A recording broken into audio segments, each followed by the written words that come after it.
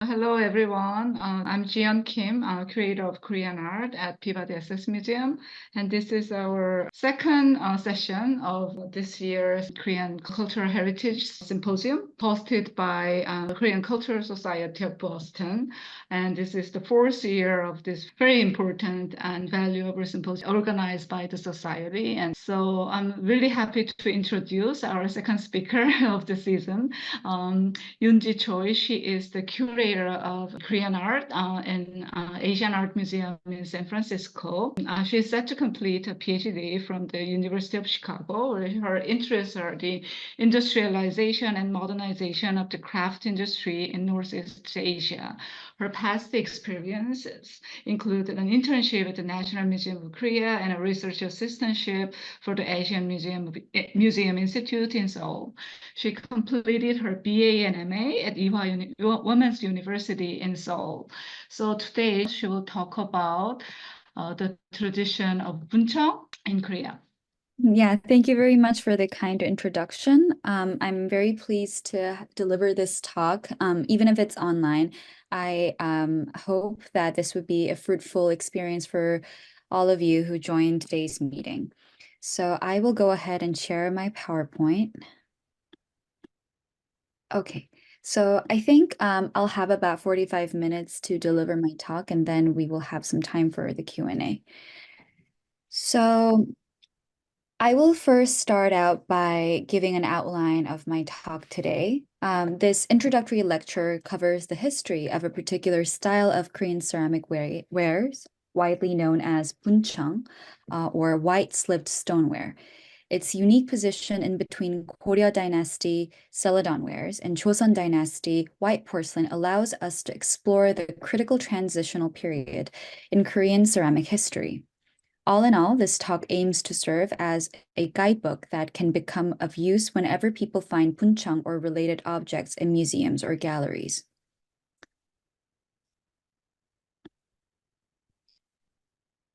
These objects are from different time zones and also from different countries and regions, and also using different techniques. As a scholar who mainly worked on Korean art and Northeastern art in general, I haven't been able to explore a lot in American folk art when I was in Korea doing my studies on art history.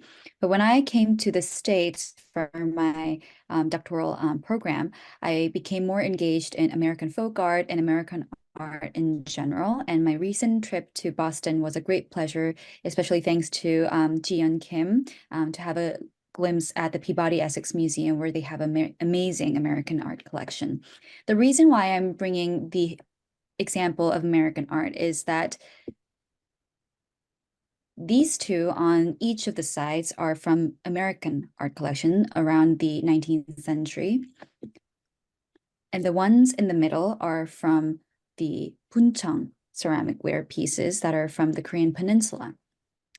The ones on the sides are made by Thomas Chandler, American potter, who is a pioneer of creating a South Carolina-based American pot called Edgefield ware, a solid glazed stoneware, and he worked with local master potters, so he's heavily indebted to the English or American style of stoneware. On the other hand, what we see at the center of this PowerPoint slide are two vessels of Buncheong ware, which is far earlier and far remote from where we are at in the United States. So it is interesting to see how similar stylistically they are, but their regional differences and their technique differences is quite striking. Now let's move on to tracking down the advent and the disappearance of Buncheong. Buncheong was produced in the late 14th century to the late 16th century, produced for less than 200 years in the Korean Peninsula. Let me clarify what this historical period means within the context of Korean history in general. So Goryeo dynasty, which spans from 918 to 1392, produced a lot of Goryeo dynasty celadon wares, which you can see at the bottom left. Then there is a Joseon dynasty, which is a long span of Li kingdom. But in between these periods, there was the existence of the Buncheong ware. So this was a quite tumultuous time period where a shift in state beliefs, so Goryeo dynasty, during the time, people supported Buddhism as its state's religion. On the other hand, when it comes to Joseon dynasty, they chose Confucianism as its guiding belief system. So not only in terms of, porcelain ware, but there was a whole change to the who led the kingdom and who the political and also the social environment was very different. During the Goryeo dynasty, as I mentioned earlier, there was a production of celadon wares, and these celadon wares had beautiful tints of blue and green, which gained a very good appraisal from the contemporaneous Chinese people as well. On the other hand, during the Joseon dynasty, a lot of white porcelain wares were produced, and sometime after sometime in the early period of Joseon dynasty, there were a specific kiln site near Seoul, which currently is the Gyeonggi province, there was a kiln that produced the white porcelain wares that were dedicated to the royal family. Before I move on to explaining the long history of Buncheong ceramic wares, I would like to clarify the terminology of the Buncheong ceramic. The term Buncheong was not coined when these vessels were initially created. Rather, it was coined around the time of 1940s by a Korean scholar named Ko, who was one of the pioneer figures to establish Korean art history. So the term Buncheong, an abbreviation of 분장 회청 사기, which I wrote down on the screen at the very top of this PowerPoint slide, was coined by Yusop, an early 20th century Korean art historian. And when it's translated, it literally means powdered grayish green porcelain or white slipped stoneware. Bun means powder in Korean. Cheong can be translated as green or blue. So celadon in Korea is called cheongja, cheong meaning blue and green, and cha meaning porcelain. So Buncheong ceramics have the distinctive characteristic of being covered with white slip. White slip meaning that a mixture of white clay and water to be able to cover the surface of these wares. Interestingly, historical written records up until the 20th century merely referred to works in this particular style as vessels or ceramics. Also in Japan, since this Buncheong style ware has become very popular since around the late 16th century, these were sometimes called as Mishima ware, which was quite widely used not only in Japan but also in Korea up until the Japanese colonial period. But Yusop Ko contrived the originality of the word Buncheong to sort of manifest the traditionality of Korean ceramic history. At the end of the Goryeo dynasty, multiple Japanese pirate invasions along the Koryo's coastal region exacerbated the overall security and economy of Korea, which severely impacted the major celadon kilns, further aggravating the decline of celadon production. Consequently, many skilled potters were compelled to leave the traditional celadon kiln areas and move to new locations in search of suitable resources for ceramic production, including clay, wood, and appropriate slopes to build kilns. Their endeavors to locate the high-quality refined clay like that used for celadons often proved unsuccessful. In order to overcome these limitations came the Buncheong ceramic. Unrefined clay containing diverse impurities that heavily impacted the tint, quality, and texture. The potters covered the white slip on top of this rough and dark surface. Along with this new technique, there were new design techniques such as inlay, stamping, incising, sgraffito, iron painting, brush white slip, and dipped white slip, which I will be elaborating further on later in my PowerPoint. Celadon ware was also manufactured in Joseon dynasty, but very different from Goryeo celadon wares. The Joseon celadon was simply white ceramic paste coated with celadon glaze, while the Joseon celadon wares were produced exclusively for the crown prince's household through the mid-17th century, and very few pieces survive. Unlike celadon wares primarily produced in designated kilns for particular users and markets, Buncheong ceramic were created all across the Korean peninsula and utilized among various social classes. They served a wide range of functions, from being used as royal ritual vessels to everyday household items. Buncheong ceramic, used by both the king and government offices in the initial state of Joseon dynasty, but soon the white porcelain vessels substituted the official ceramic ware for the king's household, and this was around the second half of the 15th century. The number of white porcelain users gradually increased over time, but the role as the ruler's vessels remained constant. On the other hand, Buncheong ceramic wares became popular with people in Jeolla province, which is the southwestern part of the Korean peninsula, and Chungcheong province, which faces the Western Sea. So Chungcheong province is slightly up north of the Jeolla province. In other words, Buncheong ware and porcelain ware coexisted more than a century and a half. In the beginning, Buncheong ware evolved out of Goryeo celadon, but increasingly resembled white porcelain before it became extinct. So let us now briefly touch upon how the Buncheong ceramic became extinct all of a sudden during the early Joseon dynasty. So in the late 15th century, there has been a official kiln that's established around the Gyeonggi province, which is about an hour and a half drive from Seoul. And in the official kiln, there were white porcelain wares that were dedicated for the usage of the royal family. And then there became the decrease of amount of Buncheong ceramic that was replaced by the white porcelain wares. According to a professor, Kang Kyung-suk, who wrote a book on the Korean and Japanese exchange of a cultural exchange of that surrounds porcelain and ceramic wares, she emphasizes that during the Joseon dynasty, the Imjin War, which was an invasion by General Toyotomi Hideyoshi of Japan to Joseon in 1592, it was also known as the Ceramic War, because a lot of potters in Joseon were brought to Japan as a hostage.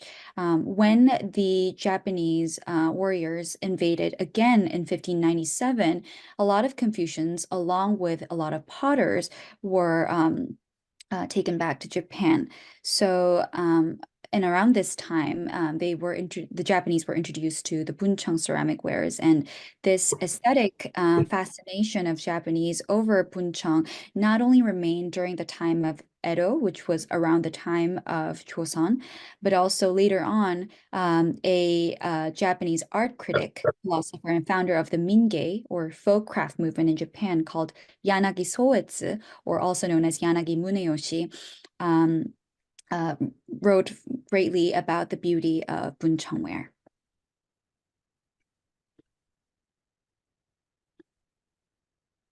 Now I would like to touch upon several pieces that were the contemporary art pieces that were greatly inspired by the Buncheong ware traditions. It is a great honor to have a great show in Denver Art Museum. It's opened December 3rd last year, and it will continue until December 2025, which is a show that was sponsored both by the National Museum of Korea and She said something. I don't think it's local. No, it's sponsored by them. Denver Art I thought she Museum. said Denver or something. Yes, so within that museum, the exhibition venue, some contemporary artworks that were inspired by Buncheong ware will be exhibited, and I would like to introduce some of the pieces which could be a good introduction for all of you to visit Denver Art Museum to see the wonderful Buncheong ware show. So on the very left is a artwork by an artist called Kang Hyo Lee. He was greatly inspired by the Korean natural landscape. Buncheong ware is considered to be the canvas and the vessel to represent mountains or the earth, while the white slip takes on the role of water or cloud. He also emphasized the role of performance within his art, such as punching wet clay, throwing white slip, and tapping on the slit buncheong surface. Yoon-Jee Choi, which of her work is represented at the middle of this PowerPoint, is a Colorado-based Korean-American ceramist working and creating her works as a means of expressing her emotions and viewpoints concerning the events unfolding around her. Quoted from their introduction of the exhibition, this piece earns for commemorating April 16th, part of the series, Inevitable Coincidence, stands, quote, as a statement to her process of grieving the tragic loss of 304 lives when the Seoul ferry sank in 2014, quote, done. The forms in this series are based on the placenta jars of the Joseon dynasty, similar to lidded placenta jar with floral motif and covered with lotus petal motif from the placenta chamber of Prince Kaeyang. On the very right is a work of an artist named Sang-uk Ho. He captures traditional East Asian paintings' decorative motifs such as plantain leaf and peony imagery. His innovative aspect of the work is adding silver paint to the surface of this piece before glazing and last firing. So there has been multiple engagements with the aesthetics of Buncheong ware by the contemporary artists, and I highly encourage everyone to visit Denver Art Museum and appreciate not only the traditional versions of Buncheong, but also the contemporary artworks as well. Now let's move on to the detailed decorative styles and techniques of Buncheong wares. On this slide, I would like to introduce the style called Sangam, or inlaying. This technique was widely used during the Goryeo dynasty to decorate the celadon wares, which is creating a decorative motif onto the surface of the vessel and then scrape away the part where the designs will be added to, and then add the white clay or red clay, and then bake after applying the glaze. So the carved in surface will be filled with white clay or red clay, which when baked for the second time as a final baking process, then it will turn out as a white or black line as part of the design that highlights the surface of these vessels. Next is the Inwha technique, which can be interpreted as stamping technique. This is used by impressing uniform patterns with a stamp. So you can see multiple dot patterns, but also there are examples at the bottom of this bowl from the Asian Art Museum where there are patterns of flowers and multiple stampings of flower motifs. So usually these patterns are highly designed, so there aren't a lot of illustrative stamp motifs, but these repetitive patterns are the very characteristics of Inwha technique for the Buncheong ceramic design.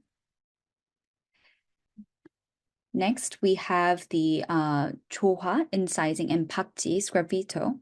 Chohwa is once you cover the surface of the vessel with white slip, then you carve the surface and carve away the white slip so you can see the very surface of the original clay, which creates a contrast between the white slip and the original clay's tint. Usually a lot of peony and vestige patterns are common, and also you can see a lot of fish patterns that are decorated with the incising techniques. And usually in contrast to the pakji, which is Sgraffito technique, the devices or tools that are used for chohwa is very sharp, that is able to create a clear line. On the other hand, pakji is scraping away a larger surface than using a sharper tool to carve in. So there are wider surfaces that you can see, which you can see a bigger contrast between the surface of the original clay and the white slip. A lot of pakji technique was used in the Cholla province, and until nowadays, many of the clay shards or ceramic shards are discovered in the archaeological findings in the Cholla province. Here we see a porcelain from China, which is a good example of Qizhou kiln. It has a big time gap, meaning that there is a century or 3-century gap, which it is difficult for our historians to make a manifestation that there was a direct connection. But there is a scholarly interest of how these techniques might be similar. And it's interesting to figure out that the contrast between the white and black, or the dark color and the bright color, was used in other regions in East Asia. Now we're moving on to the Cheolhwa technique, which is painting with iron pigment. Many of these Cheolhwa decorations were used in the southern part of Chungcheong province, in the region of a mountain called Goryeo Mountain.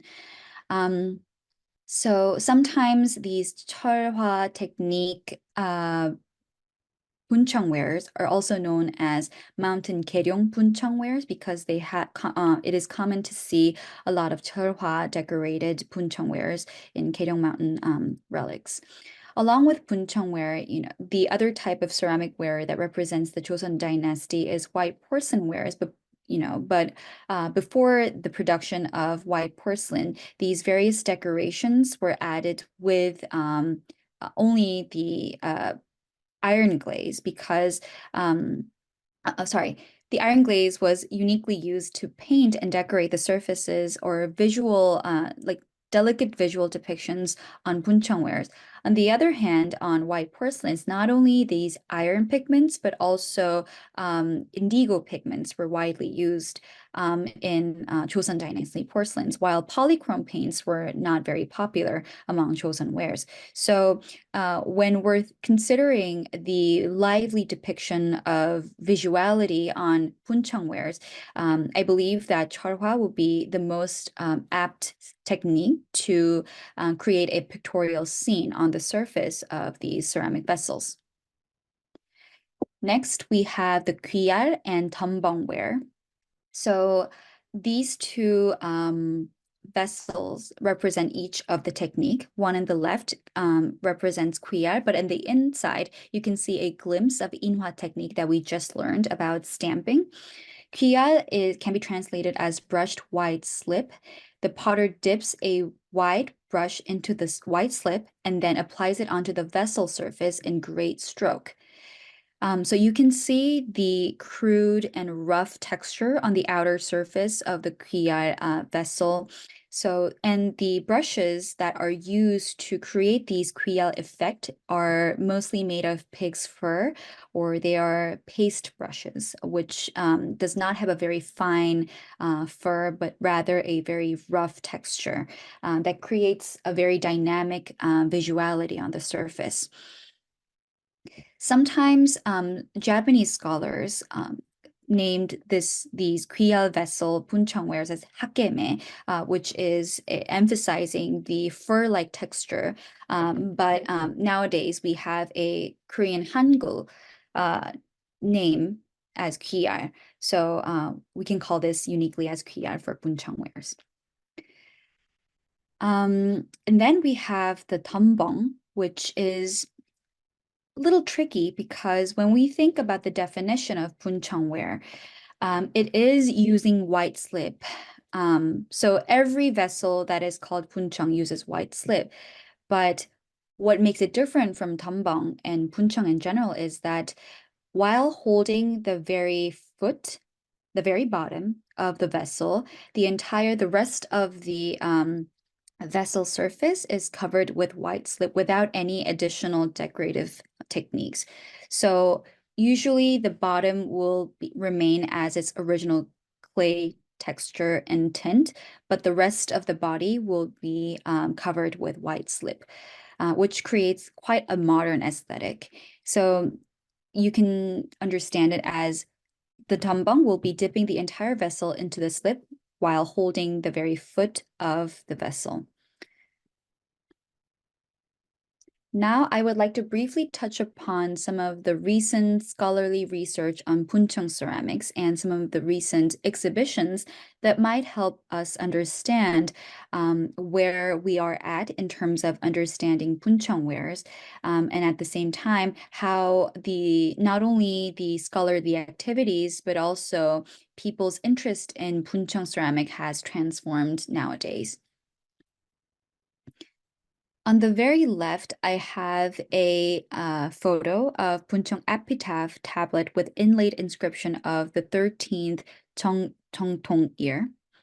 I have presented many of the examples of the collection of Conhee Lee, who passed away recently, donating a large sum of Korean art to National Museum of Korea.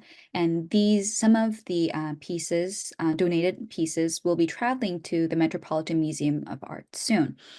The number LKH59 represents that it is CEO Conhee Lee's collection, which is part of the National Museum of Korea collection now. And since he recently donated these pieces, there has been an active research on the collection that he opened to the public now. So I see a lot of researchers focusing on the recently released collection, which creates a really interesting discussion, and this research is one of them. Epitaph tablet, known as myoji in Korean, was buried inside the tomb or around the tomb, and it keeps the record of the owner of the tomb. So, for instance, the information about his birth date or the date that he passed away, and also his family tree information, what his contribution was. And oftentimes these epitaph tablets were made with Buncheong ceramic wares. These relics represent the tradition and the customs of Confucian value that were widespread during the Joseon dynasty. And this epitaph tablets were quite popular until the late Joseon dynasty.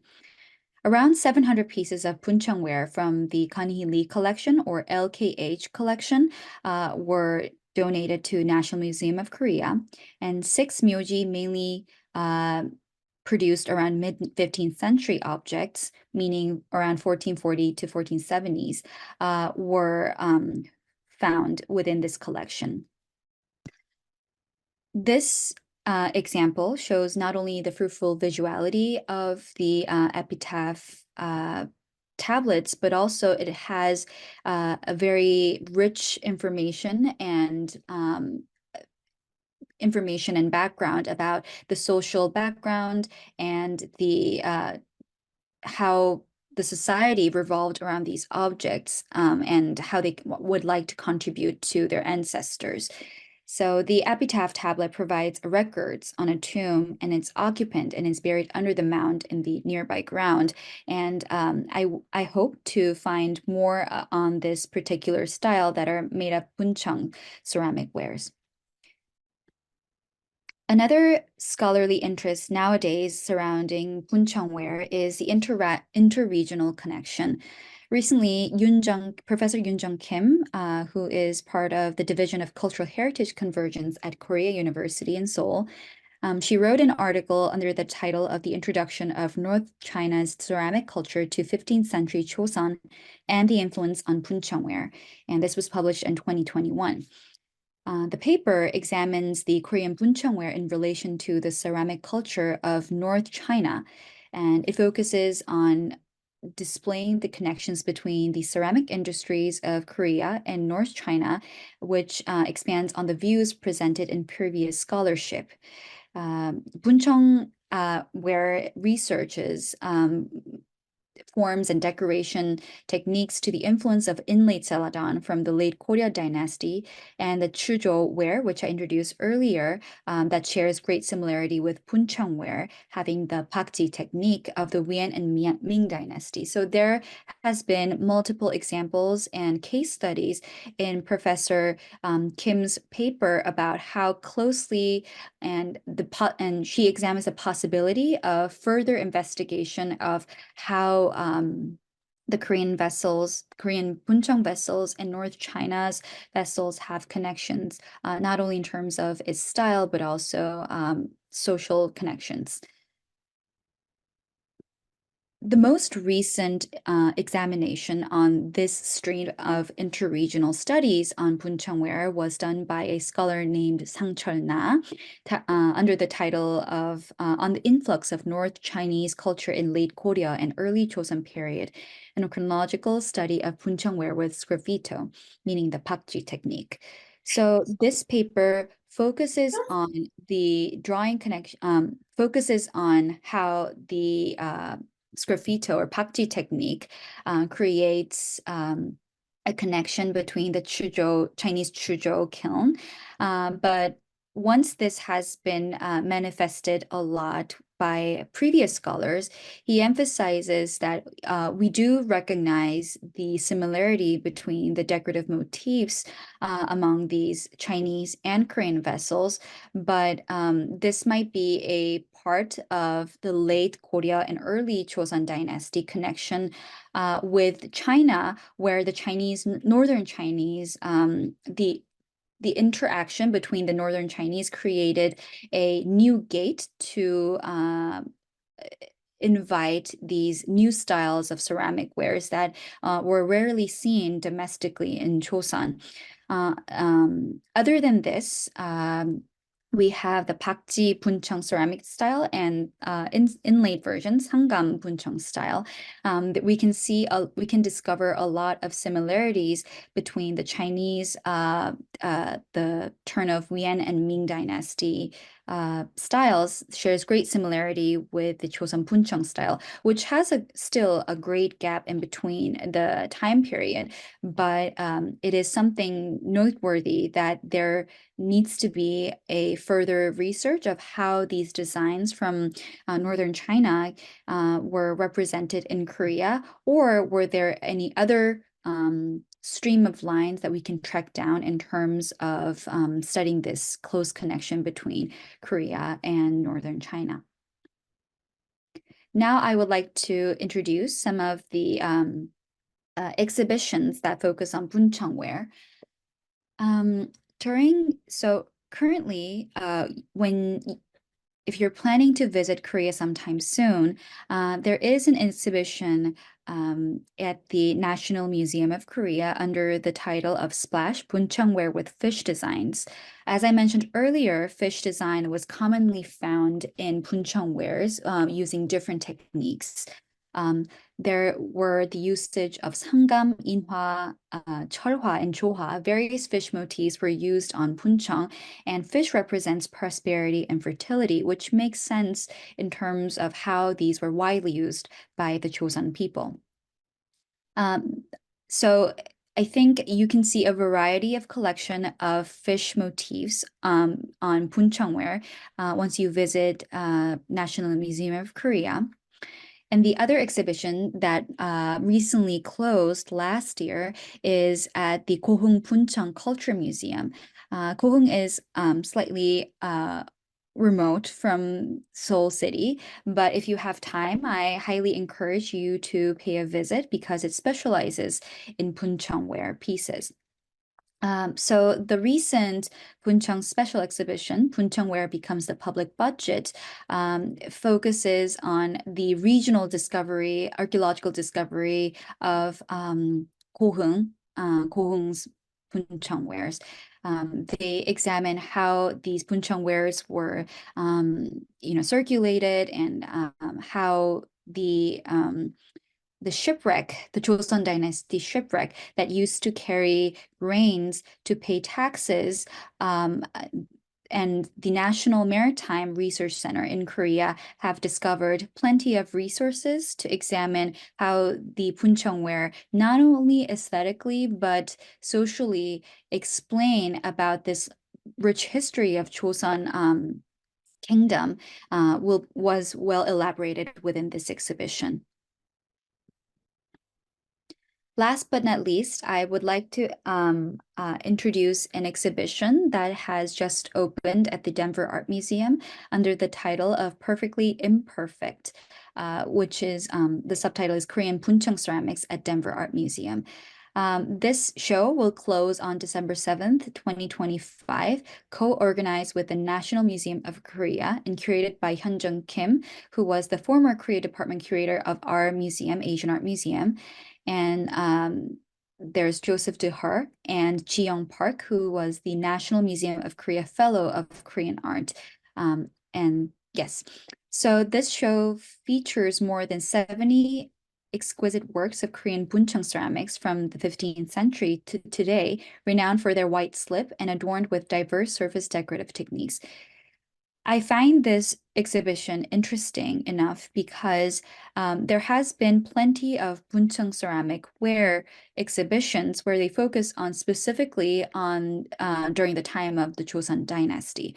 But for this exhibition, it tracks down the long history of how Buncheong ceramic wares that were produced in the early stage of Joseon now has become a great inspiration for contemporary artists. And within this exhibition, you can see 4 20th and 21st century paintings, as well as 16 drawings by 5 painters that were heavily impacted by the Buncheong ceramic aesthetics.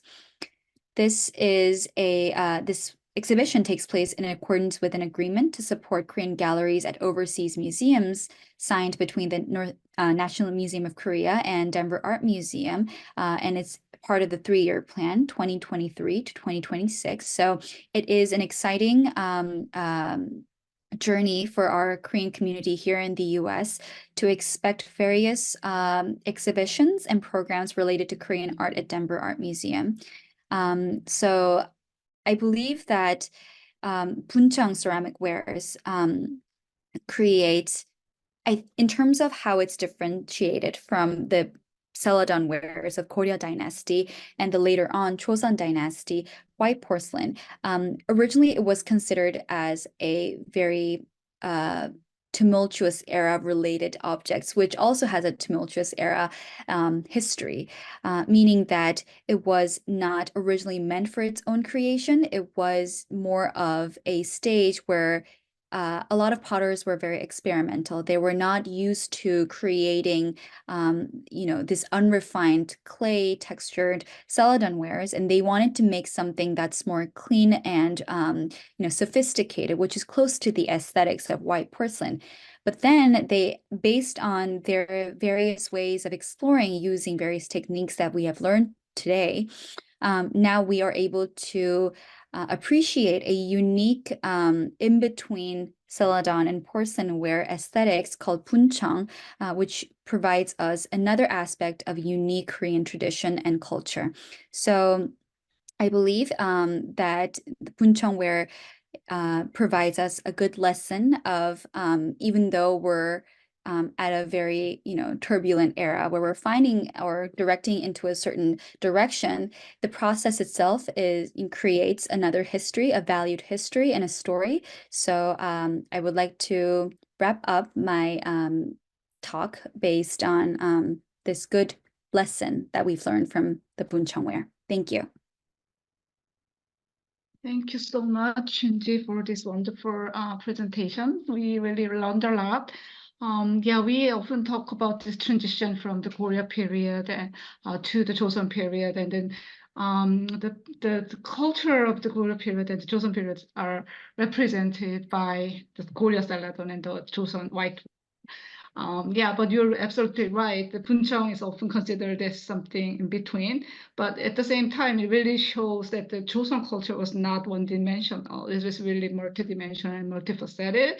And I also realized that the Buncheong was created from very early in Joseon dynasty, and even in like royal kilns, right? So it's it really reflects the other side of the Joseon culture.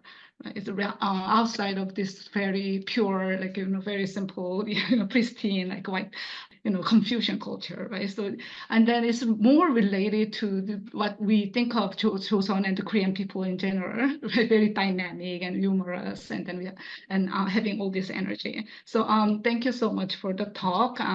Yeah. So, and I actually, before I open it to the floor, I have one question for you. Can you talk a little bit about the decline of the Buncheong, right? So, and how it disappeared? I mean, so, and when, and what's behind it? I can simply say that, as I mentioned earlier in my presentation, that because due to the establishment of the official kiln by the royal family around the late 15th century, around the Gyeonggi province, which is near Seoul, the official kiln started making white porcelains, which which was quite refined. So they didn't find much necessity to continue to produce buncheong. That's how the demise of Buncheong came into being, because the reason why Buncheong came into being was to mimic the refined version of white porcelain, but they couldn't, because they couldn't find the right clay, the kaolin clay. So once the official kiln was able to produce that quality of wares that satisfied the needs of the royal family, the popularity of Buncheong ware began to decline. But I think even though because it continued until like the 16th century, the production was sort of sporadic in different regions, such as the mountain Goryeo, where not the official kiln, but rather the individual potters created on their own. And there were certain demands from Japan as well. So not only those who were captivated by the invasion of the Japanese warriors and went to Japan, but those who, I think it was in somewhere around Busan, the southern part of Korea, there were some buncheong ware that were commonly used by the public for eating rice. They were widely exported to Japan for their tea ceremony. It was highly praised. So I think eventually the birth of porcelain created the demise of the buncheong ware production. Okay, thank you. I actually From have the audience, yeah. comments. In Boston, we have Nam-hee Kim Wagner, who recently passed away, just shy of age 100. And in the Boston area, 30, 40 years ago, most people in the Boston area knew or understood the Buncheong originated from Japan. And Nam-hee single-handedly did all the research and made a presentation, sort of explained that Buncheong originated from Korea. So she did the tremendous correction in the art history. And it so happened that her memorial exhibition is going on in the Harvard Ceramics Studio. So if you have a chance, everyone is invited to pay a visit. Thank you so much. Yeah, President Kim. Any other questions? I think Bob in the chat room asked I think it's a question to you, Jian. Any plan to have an okay. exhibition at Peabody Access Museum? So sorry.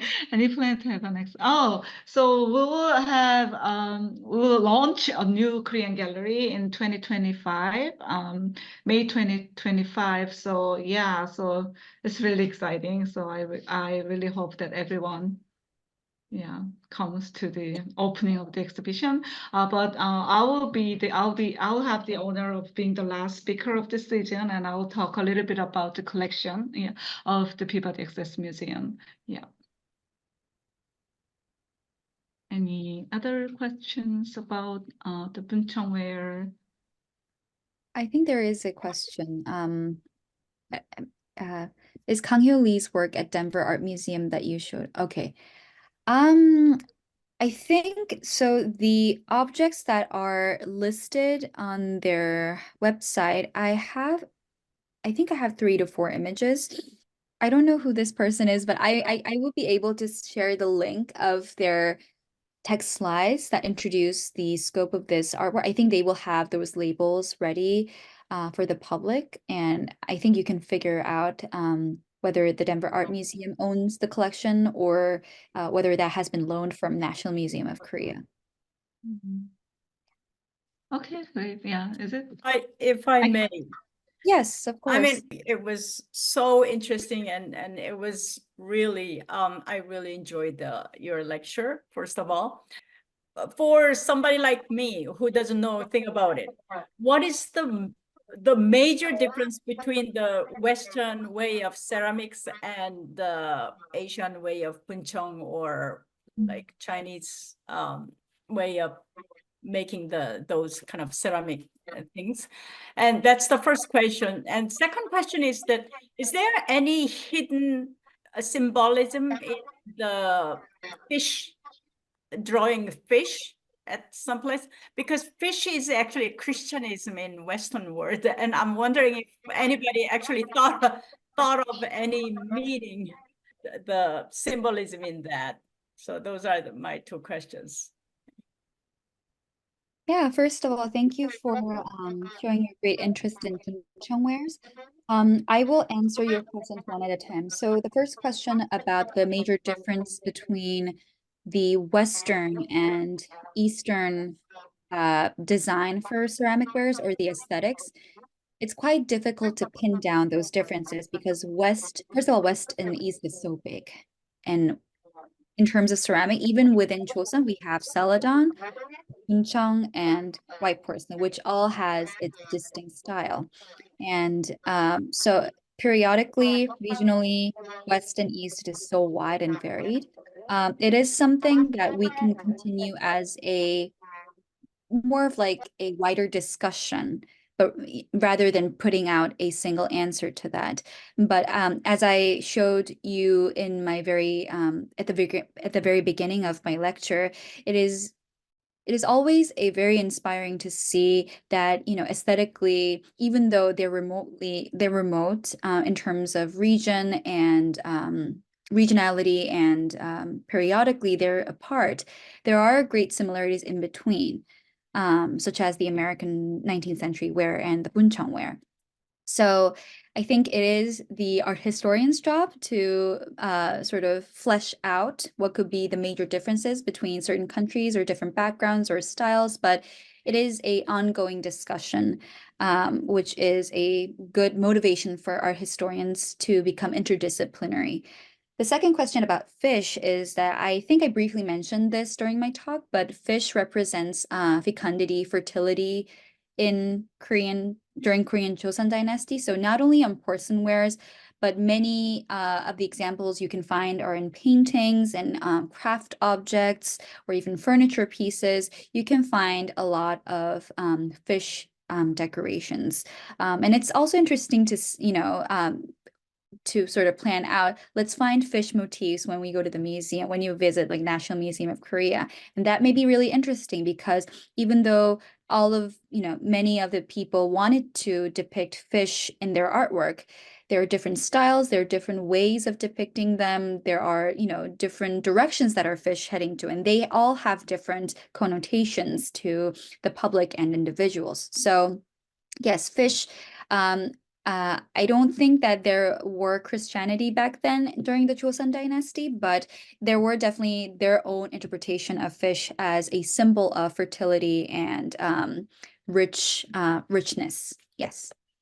Yeah, I also want to add, when we study art history, especially the Chinese art history, the first thing that we learn in the textbook is this red painted pottery, which is dated to like several thousand BCE, and it has these symbols of fish on it. So it's definitely fish is I guess in that sense it's a symbol of some kind of life force. So maybe in that sense it can be related to how it was used as the symbol of Christianity.